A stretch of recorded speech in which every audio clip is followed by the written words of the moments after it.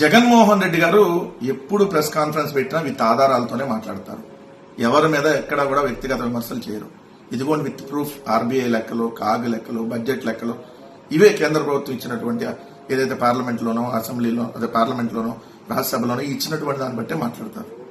కానీ జగన్ గారు మాట్లాడిన తర్వాత ఏ ఒక్క తెలుగుదేశం పార్టీకి సంబంధించిన వాళ్ళు కానీ, కూటమి పార్టీల్లో ఉన్నటువంటి వాళ్ళు కానీ ఆయన మీద వ్యక్తిగత విమర్శలు తప్ప ఏ రోజు దానికి కౌంటర్గా ఇదిగోండి విత్ ఆధారం మీరు మాట్లాడింది ఈ లెక్క తప్పని కానీ ఎక్కడా చెప్పరు వాళ్ళు. ఎందుకంటే వాళ్ళ దగ్గర ఏం ఉండదు, వాళ్ళు చెప్పే మొత్తం అబద్దాలు కాబట్టి. యాస్టీజ్గా కేంద్ర మంత్రి పెమ్మసాని చంద్రశేఖర్ నోటికి ఏదొస్తే అది వాగటం మొదలుపెట్టాడు. నిన్న జగన్ గారు అందేంటి, మీ చంద్రబాబు నాయుడు గారి మైండ్ సెట్ అంటాడో చెప్పాడు. అవును కదా, కొత్తగా చెప్పేదే ఉంది.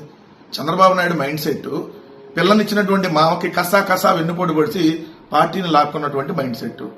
ఏదైతే మీ కేబినెట్ లో ఉన్నటువంటి మంత్రి నాదెండ్ల మనోహర్ గారి తండ్రి నాదెండ్ల భాస్కర్ రావు చెప్పాడు, తిరుపతి రైల్వే స్టేషన్ లో జేబులు కొట్టేవాడని వచ్చింది రిపోర్టు చంద్రబాబు నాయుడు మీద అని చెప్పి. నేను అంటల్లా, ఎందుకంటే నాకు తెలియదు, ఆయన చెప్పిందే నేను చెబుతున్నా.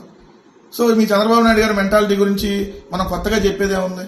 ఎంత నీచమైనటువంటి మెంటాలిటీ, అలాంటి వెన్నుపోటు మెంటాలిటీయో, వాడుకొని వదిలేసేటటువంటి మెంటాలిటీ కదా. ప్రజలను కూడా అలానే వాడుకొని వదిలేస్తాడు కదా, కొత్తగా చెప్పేదే ఉంది. నువ్వు అనుకుంటే అంట జగన్ గారిని ఒక మాటతో చంపేస్తామంట.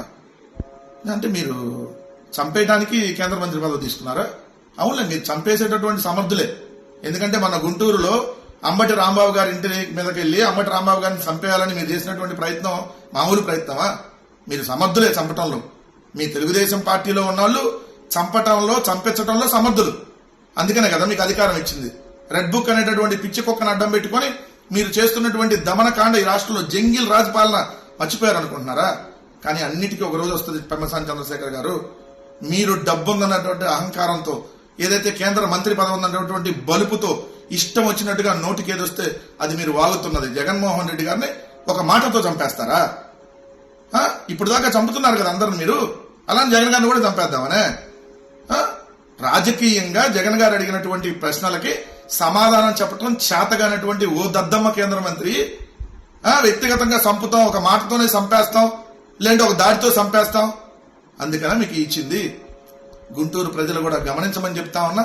తెలుగుదేశం పార్టీ ఏ విధంగా తయారయ్యిందో, ఈ రాష్ట్రానికి శాశ్వత ఉగ్రవాద సంస్థగా తెలుగుదేశం పార్టీ తయారైందనడానికి పెమ్మసాని చంద్రశేఖర్ గారి మాటలే ఒక ఉదాహరణ.